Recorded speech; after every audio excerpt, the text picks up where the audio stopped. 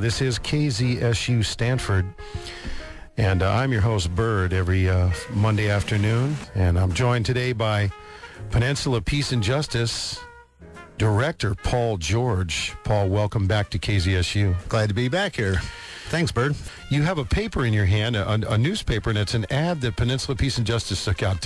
Talk about this. Yeah, on July 4th, which was just last Friday, as everybody is aware, we thought we'd take up the occasion of the anniversary of the issuance of the Declaration of Independence and kind of do our own version of it, a little bit updated. And we had solicited our members at Peninsula Peace and Justice Center to sign on to the ad, just like people signed on to the original declaration. Mm-hmm. They contributed and paid for the cost of the ad. And so we ended up running a full-page ad in the San Jose Mercury News and the Palo Alto Daily News on Friday, the 4th of July. Mm-hmm. And your listeners can't see this, but, you know, it's kind of printed as a scroll to kind of look like the Declaration of Independence. Yes, it is. And what I'd like to do is just read what our updated declaration is all about. Please do. If I could. Please do. So the heading is, "We hold these truths to be self-evident. It's time to hold King George accountable." Yeah. On July 4th, 1776, our country's founders issued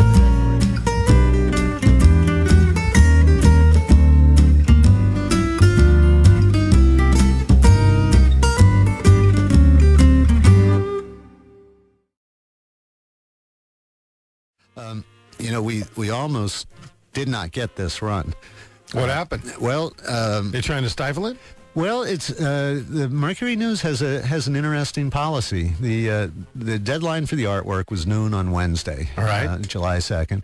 I got the artwork in at 10 a.m. Okay. 5:30 in the evening, I get a call at home on my cell phone from the sales rep, and she said, because of the sensitive nature of your ad, it had to go all the way upstairs, the top guy, the president of the San Jose Mercury News, to sign off on this. Uh-huh.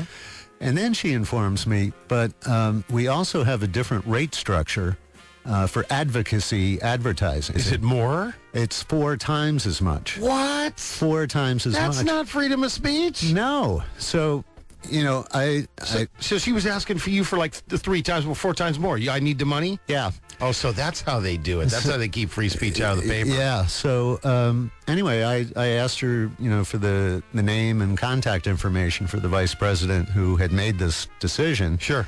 And she told me that, well, she was at home and she didn't have that. Oh. Like she doesn't know her boss's email address. But, right. But I did get his name, and I drilled down through the Mercury News website and, you know, found him online. And so I took a chance and emailed off an appeal right then. This is probably about 6 p.m. Wednesday evening. And to the Mercury News credit, this guy, I won't mention his name because he doesn't want to get in the middle of this, but sure. He called me back on my cell phone, which I had included, about 10 minutes after I sent the email. Interesting. So he was really on top of it. We had a very interesting discussion, and that was the first thing I asked him is, why do you have a policy that you charge more for advocacy ads than you do for commercial ads? And he literally sputtered. He didn't have an answer. And I said, sounds like I asked the right question, didn't I? Right. And I said, you know, it seems to me you've got it backwards. You should be getting more money out of people who are looking to make a profit by running their ad. Right. And encouraging free speech by reducing the rates for someone who's not looking for any monetary gain from running their advertisement. What did he say to that? He really didn't have much of an answer there either. He said, well, that does seem to make sense.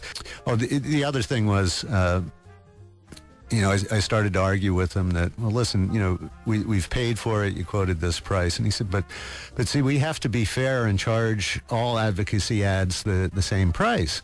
And I said, well, listen, you know, nobody's going to know how much we paid. Yeah, sure. And he said, well, it's a matter of integrity. And I said, integrity means correcting one's mistakes as well. And he kind of liked that argument. So, you know, as I thought about this over the weekend, you hit the nail on the head. The Mercury News policy regarding these really exorbitant rates for advocacy advertising is really to discourage it. They don't want it in their newspaper. Gosh. I imagine, you know, a lot of people are going to look at this ad, even though it says paid advertisement all over the top, and dump on the Mercury News for running it. I can understand that they don't want to, but, they're a newspaper. This, free speech. And I'm not claiming it should be free. We're ready to pay for our full paid ad. You did, yeah. But they really discourage it. Anyway, end of the story is that 10 o'clock the next morning, after going back up to the president of the Mercury News, I got a call, and they said they're going to honor their original commitment. And we're going to follow up with a letter. I'm going to get some other community leaders to sign on to ask the Mercury News to reconsider this policy.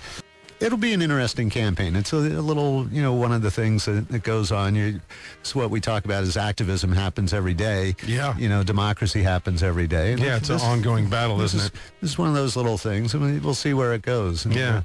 Talking to Paul George from Peninsula Peace and Justice. Paul, I'm glad you brought up that. I'm Paul George, here to tell you, Orwell was an optimist. You read it here first.